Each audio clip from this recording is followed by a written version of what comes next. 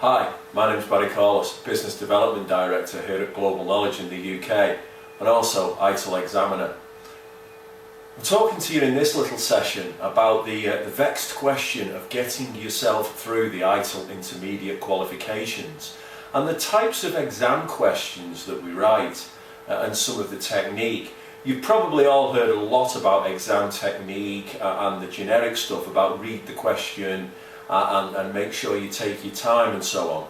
But here I'm going to give you some tips and techniques to help you specifically answer the intermediate style of questions that you'll see in life cycle, capability and in the managing across the life cycle examination questions.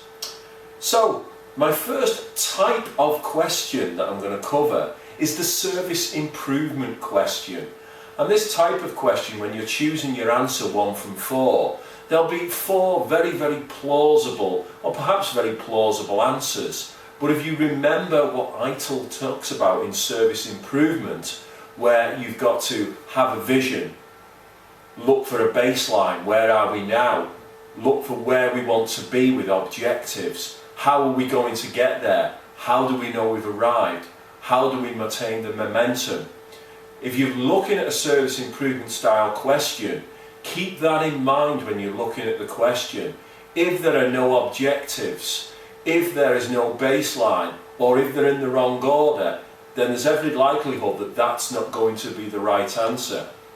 You can bet your bottom dollar that virtually every examination you sit, there will be some sort of service improvement question. Let's face it, we're never going to ask you a question in how to make services worse. So bear the service improvement approach in mind when you're looking at questions and make sure you get things in the right order.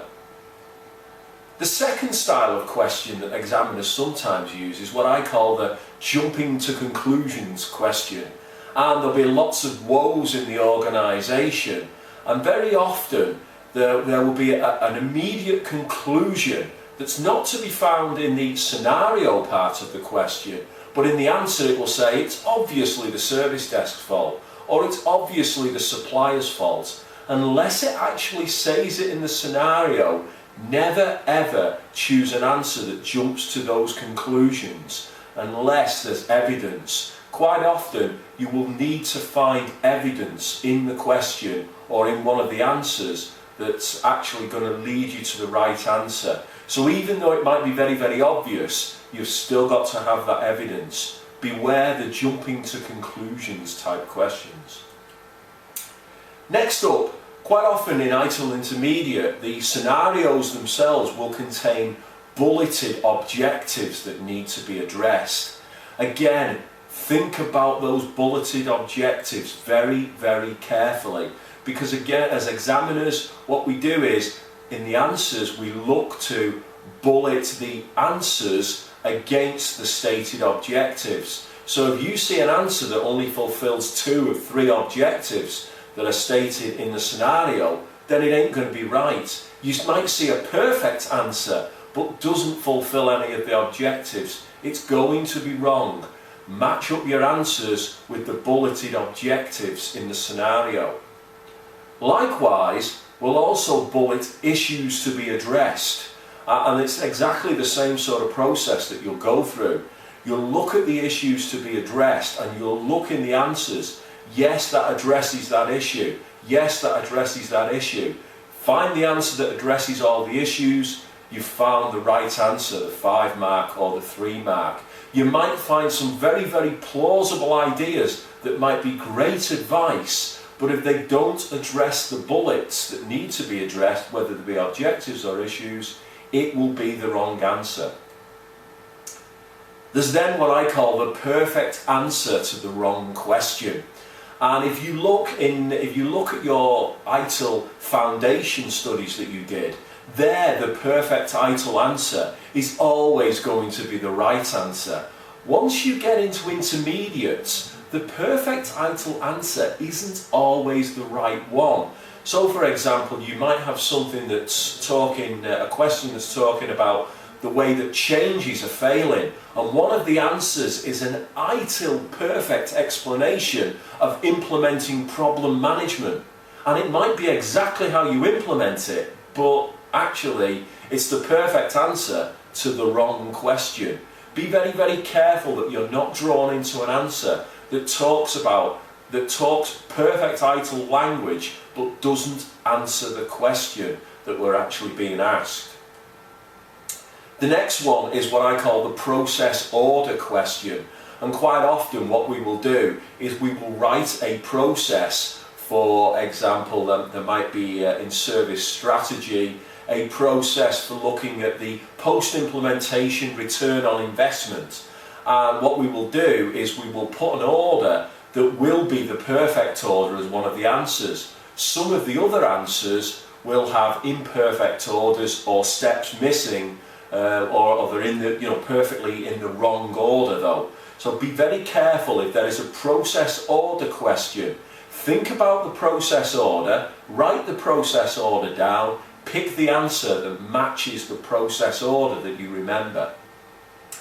The next style of question I want to come on to is the too techie question, and this particularly will affect you if you're in a life cycle examination, because as you know, the life cycle part of the ITIL courses at intermediate level is more to do with the management side of the processes and of the various ITIL implementation phases.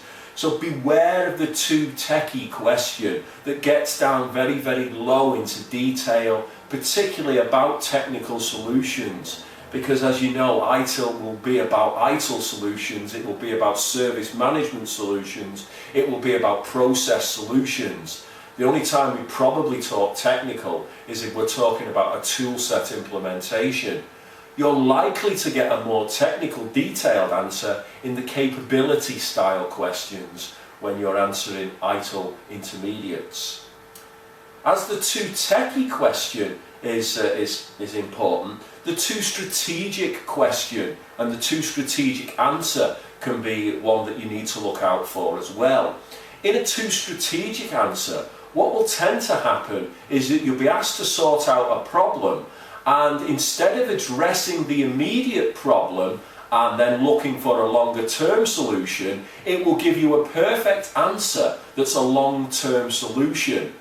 Implementing a process, for example, is very, very rarely the first thing that you're going to do to resolve short-term issues. It's far too tactical and strategic for that. Solving short-term issues followed up by implementing a process is usually the right answer, but you get very, very drawn to, oh, we're going to need problem management, we're going to need change management, we're going to need capacity management to answer this particular question.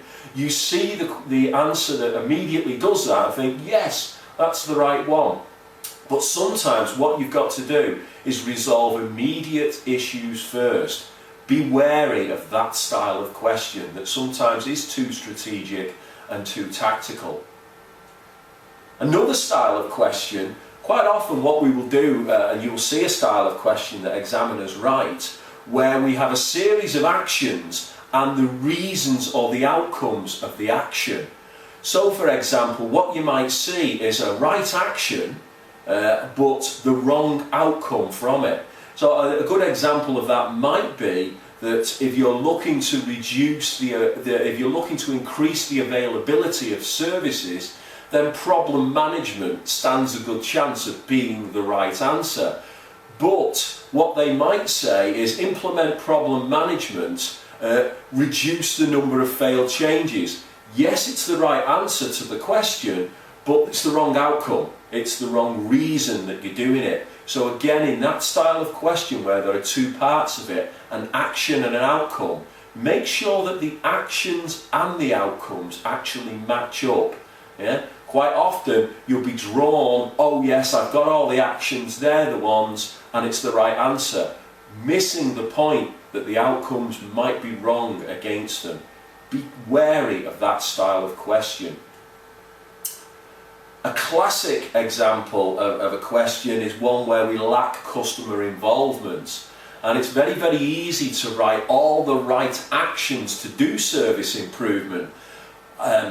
So the question might say, right, IT sets the objectives for service improvement IT baselines, IT, and all the way through you think, yeah, that's a perfect service improvement answer. Objectives, baseline, where are we going, how do we want to get there? It's absolutely perfect until you think at the end, hang on, we've not involved the customer, we've not involved the business in what we're trying to do.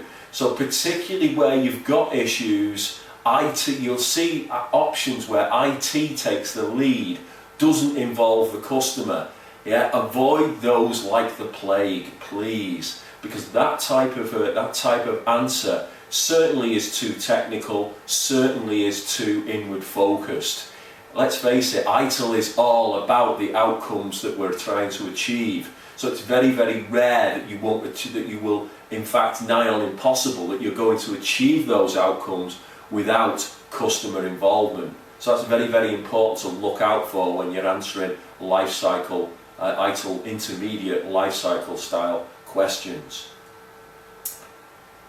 One of the final ones then to cover is the too narrow or too wide a scope. And quite often what you will see is if there are a number of issues to be addressed, then an answer will be a perfect answer to addressing a very, very narrow scope of issues. Yeah, so maybe only one or two of the issues are in there. It's a perfect answer, but just to solve one issue rather than two or three. Sometimes you will also get an answer that's got too wide a scope and it really tries to do too much rather than just resolving to solve one or two issues. So again, this links very, very closely with the bullets to be addressed issue type of question that I talked about, or objectives to be addressed type of question that I talked about earlier, to make sure that the scope of the answer is not too wide or it's not too narrow. Yeah, it might be that the scope of an answer just focuses on one site in a multi-site organisation, which might be wrong. Or if you're just having issues with one site, it might focus on all of the sites. Again, be wary of the scope of the answers in the questions to enable you to pick the right one by making sure that you carefully go back and read the scenario.